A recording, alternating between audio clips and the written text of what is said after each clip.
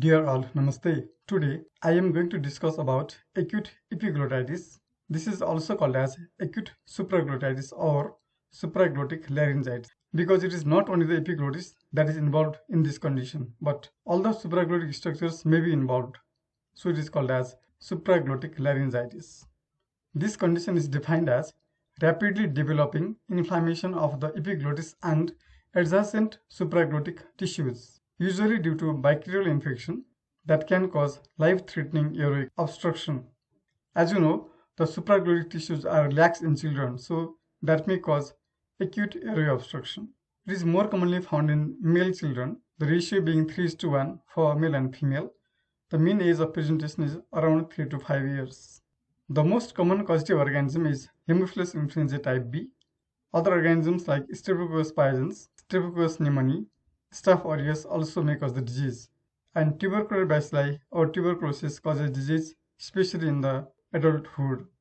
This condition can lead to mortality also, life-threatening airway obstruction, which requires intubation or tracheostomy. Before the advent of antibiotics, it had a high mortality rate, but the present mortality rate in children having acute epiglottitis is around 1%. Acute epiglottitis has sudden onset and rapid progression with early airway compromise in children within hours, which is in contrast to acute laryngotracheobronchitis, which is a indolent progressive disease in children after an attack of upper respiratory tract infection, viral infection. In adults, the course is indolent because adults have more stronger supraglottic structures and the disease per se might be due to tuberculosis, and it happens in days. Now coming to clinical features of acute supraglottitis. The disease has acute onset and progresses rapidly in children. Suppose when the child goes to play outside, when he or she harbors the infection, the child will have sudden onset of fever, high-grade fever, neck swelling, respiratory difficulty, itch. The child may have severe sore throat, odynophagia, dysphagia, and drooling because the child cannot swallow his or her own saliva. That is called as absolute dysphagia. The child will have toxic look and the voice will be muffled voice because there will be swelling of the supraglottic structures. Something like hot potato voice will be there. As the child may have respiratory problem, the child will be anxious. The child may lean forward, extending the neck in an attempt to maintain the open airway because when the child extends the neck, then there will be some form of respiratory opening. The child may have respiratory distress with stridor, which is inspiratory stridor because the airway is closed in the supraglottic larynx. Supraglottic leads to inspiratory stridor. The typical sign found in epiglottitis is tripod sign. The child sits up on hands with the tongue out and head forwards so that it will be easy for the child to breathe to some extent. As already told, the child may have cervical lymphadenopathy due to infection.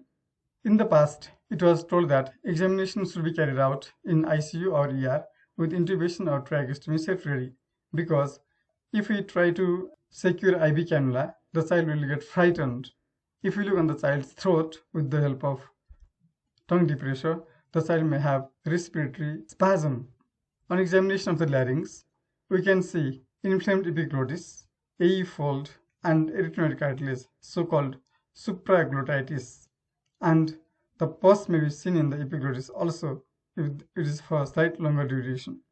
You can see here it's cherry red epiglottis, swollen epiglottis, cherry red. Okay, all the structures being swollen here, including the erythroids also. And this is the swollen epiglottis here. How to investigate the child?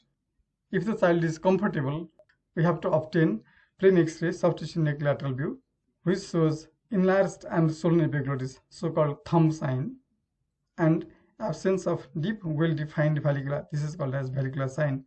Both these signs can be seen in acute epiglottitis or supraglottitis because of swelling of the supraglottic structures.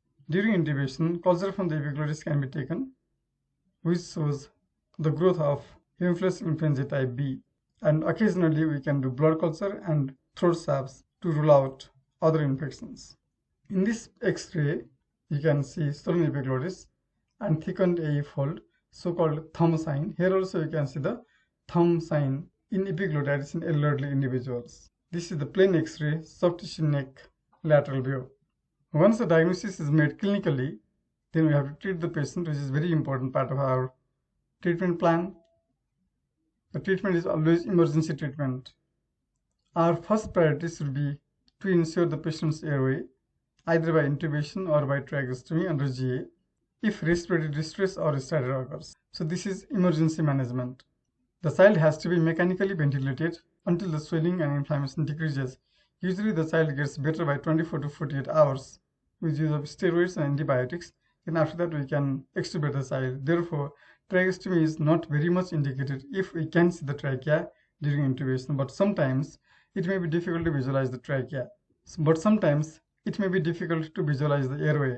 Therefore, we have to do tracheostomy also. The child has to be carefully monitored for warning symptoms, and the child has to be isolated because the disease is infectious and can easily spread to others. Steroids are mainstay of treatment. Prednisone 1 mg per kg is start and 3 times a day, or hydrocortisone 2 mg per kg is start followed by 1 mg per kg 8 hourly or 6 hourly can be given. Steroids rapidly reduce the inflammation so that the child becomes better by 24 to 48 hours. Antibiotics like ampicillin 200 mg per kg per day in 4 divided doses and chloramphenicol 100 mg per kg per day in 4 divided doses can be used. Ceftriaxone 100 mg per kg per day in 2 divided doses also can be used. Cefuroxime 50 to 100 mg per kg twice a day can also be given. All these antibiotics are sensitive to Hemophilus influenzae type B. When the child is intubated, then we have to give midazolam 0.1 mg per kg bolus and continuous IV infusion so that there will be no trauma to the epiglottis or in the trachea. The child may move and there might be trauma to the trachea leading to subglottic stenosis later on. Adequate hydration and oxygen will make the child more comfortable, and by 24 to 48 hours we can extubate, or if not extubated, the child will be very much comfortable and can be discharged after a few days. Please subscribe my channel Dr. Krishna for more videos like this, which are important from examination point of view, both in theory and practicals in ENT final examination. Thank you. Thank you very much.